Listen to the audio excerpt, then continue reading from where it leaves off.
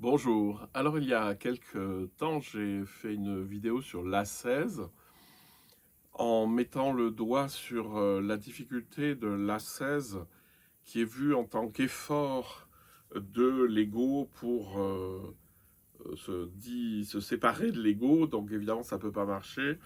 C'est-à-dire la spiritualité à la force du poignet. Je vais faire ci, je vais faire ça, je vais jeûner, je vais veiller, etc. Ce qui a toujours été un très grand danger dans la spiritualité, c'est de vouloir faire des choses et de s'astreindre à des choses, de se priver, de se flageller, ça fait partie de tout ça.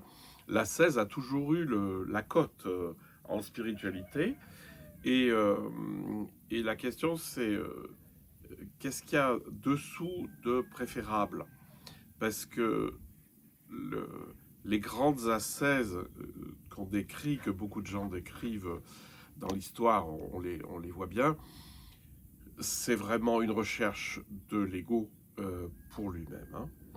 En fait, le mot qui est le plus proche de ce qui est juste, c'est la sobriété. La sobriété, c'est-à-dire le fait de faire ce qui est utile et pas ce qui est superflu.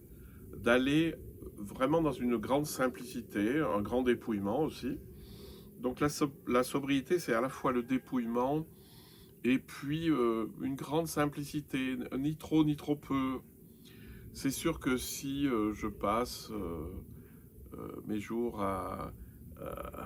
je sais pas moi, à être sur des applications, etc., et que je me perde, je peux faire un petit effort pour, pour sortir de cette addiction parce que ça me fait pas du bien.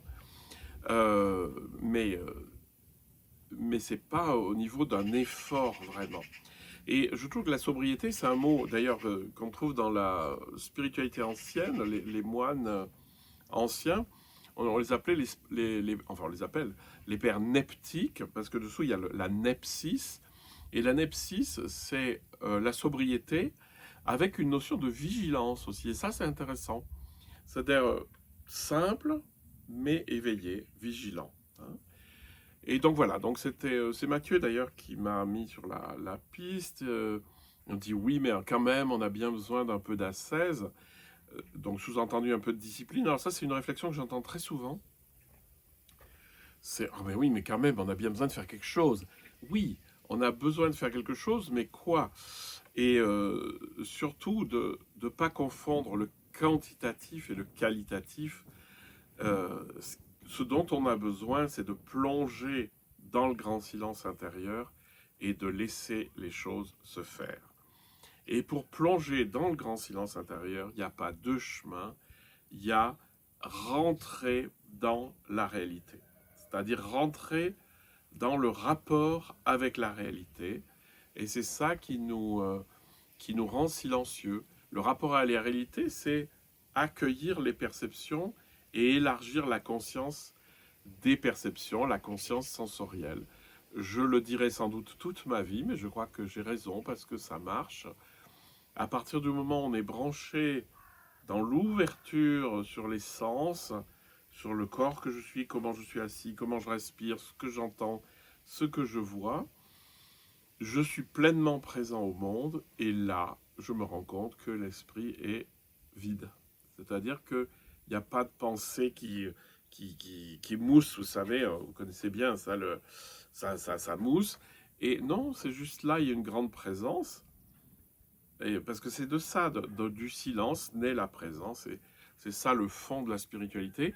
C'est pas à coup de flagellation, à coup de jeûne, à coup d'immenses pèlerinages à droite ou à gauche que ça va forcément vous aider. Voilà, donc c'était une petite réflexion sur la nepsis, la sobriété vigilante, hein. Sortir de l'idée de l'ascèse, parce que l'ascèse, il y a toujours une dimension égotique.